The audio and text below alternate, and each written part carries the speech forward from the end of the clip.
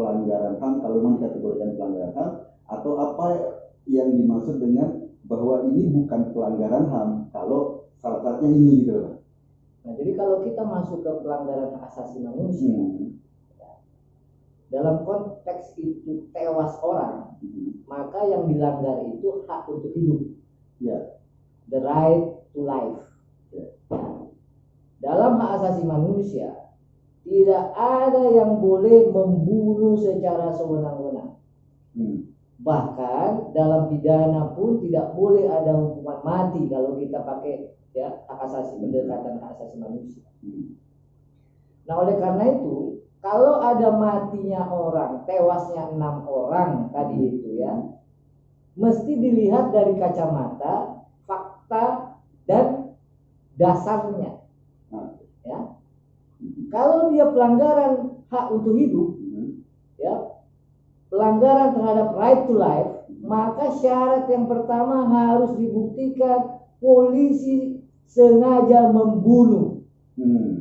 Yang kedua, kalau mau disebut extrajudicial killing, maka kesengajaan membunuh itu berdasarkan tujuan. Jadi kalau tidak ada tujuannya, tidak dilakukan secara sengaja, tidak ada dalam disiplin hukum internasional hak asasi manusia, tewasnya orang itu disebut pelanggaran HAM. Nggak ada, saya nggak pernah baca di literatur. Jadi dibuktikan apakah ada tujuan membunuhnya dan apakah sengaja dilakukan pembunuhan. Kalau dua itu tidak ada, tidak ada namanya pelanggaran HAM. Artinya kalau seandainya dua maksud itu, kesengajaan maupun tujuan utamanya, tidak bisa dibuktikan, ini bisa kita kategorikan sebagai tindakan apa? Saya kasih contoh. Dalam kitab undang-undang hukum pidana ada pasal 49 KUHP, Northwheel namanya. Tidak ada kesalahan karena ada pembenaran. Barang siapa melakukan perbuatan pembelaan terpaksa untuk diri sendiri maupun untuk orang lain, kehormatan, kesusilaan, atau harta benda sendiri maupun orang lain, karena ada serangan atau ancaman, serangan yang sangat dekat pada saat itu yang melawan hukum. Yang satu namanya Northwheel. Ada juga yang namanya excess Northwheel. Pembelaan terpaksa yang melampaui batas. Bahkan yang melampaui batas pun tidak apa-apa katanya. Yang langsung disebabkan oleh keguncangan jiwa yang hebat. Karena serangan atau ancaman serangan itu tidak dipidana. Itulah makanya bisa saja orang, siapapun dia, saya, abang, polisi, melakukan satu perbuatan, misalnya menembak, lalu mengakibatkan orang itu tewas, gak bisa disalahin. Dalam arti perbuatan itu merupakan pembelaan terpaksa. Pembelaan terpaksa nggak bisa dikategorikan kejahatan HAM, apalagi dikategorikan sebagai pelanggaran HAM, nggak bisa. Pembelaan terpaksa itu ada 3 syarat. Satu apa? Harus benar-benar terpaksa. Yang kedua apa?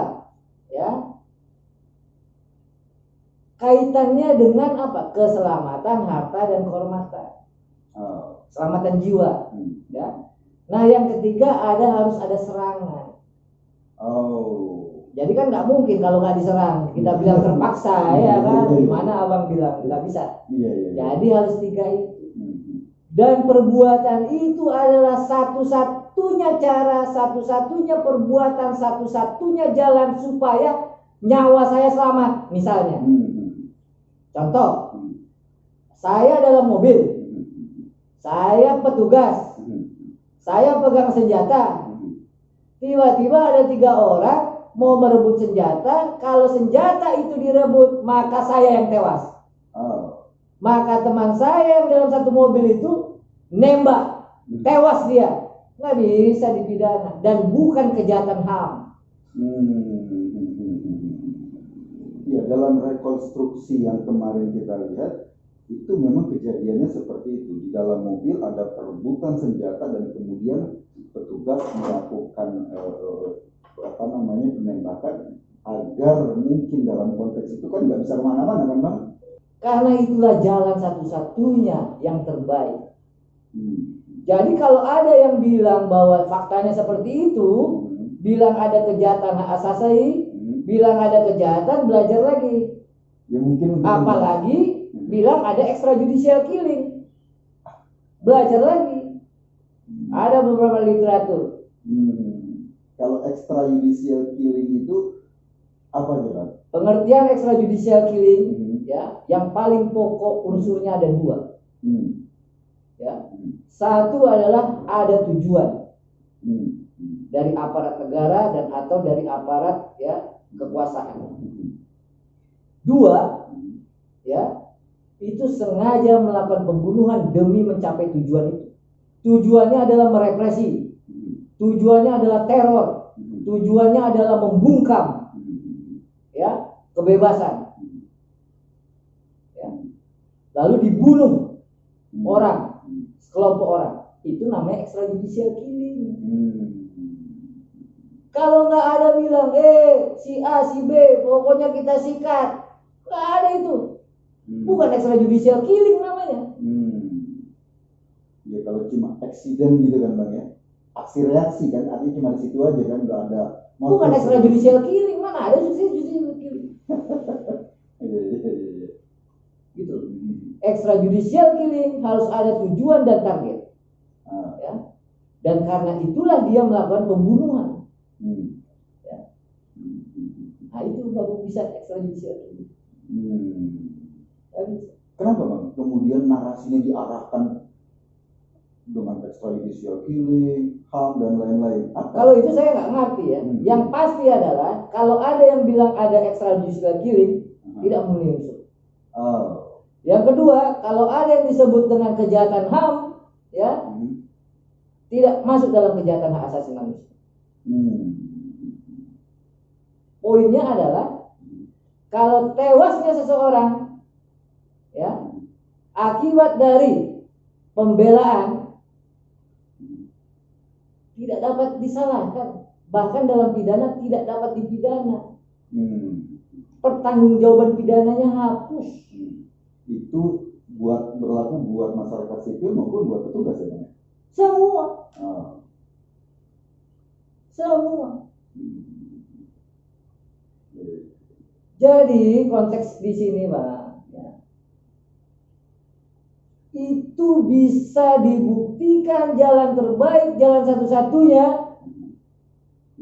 Apalagi kalau betul faktanya di dalam mobil senjatanya mau direbut. Berarti itu memenuhi unsur pasal 49 tadi Bang? Pasal 49 masuk KUHP. Siapapun itu. Apalagi kalau petugas yang melakukan. Artinya proses penghalangan itu saja sudah pidana buat mereka yang menghalangi Bang ya? Apalagi begitu KUHP-nya. Nah masalahnya sekarang kan kita fokusnya kalau ada orang tewas, meninggal dunia kan itu. Karena balik lagi yang seperti saya bilang, ya, tidak boleh juga polisi ya kan membunuh kan nggak boleh. Iya. Pidana dia. Itu dia polisi gitu Bang. Iya. Nggak boleh.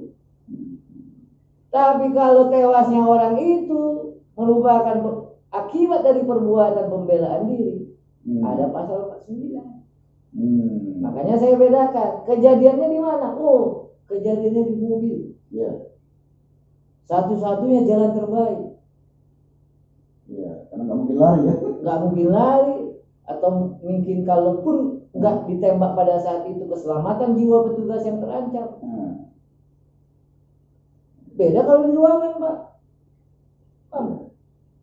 Mau diambil senjatanya mundur dulu.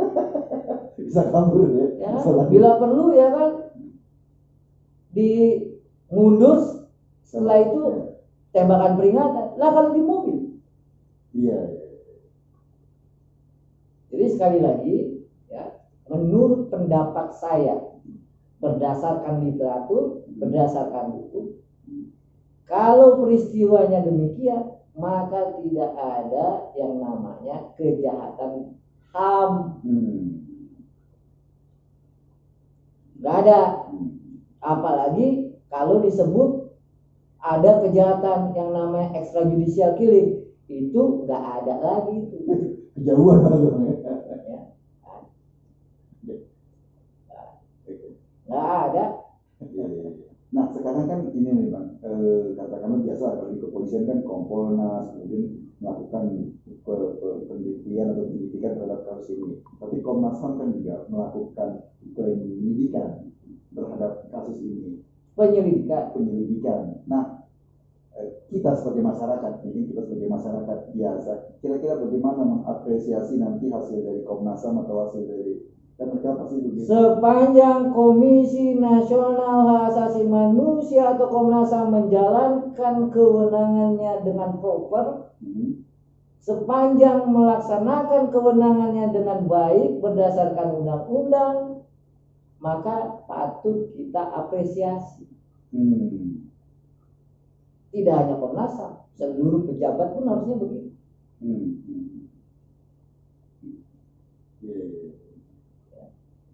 Sepanjang Komisi Nasional Hak Asasi Manusia melakukan kewenangannya dengan proper dan berdasarkan hukum, maka masyarakat ya sudah semestinya mengapresiasi.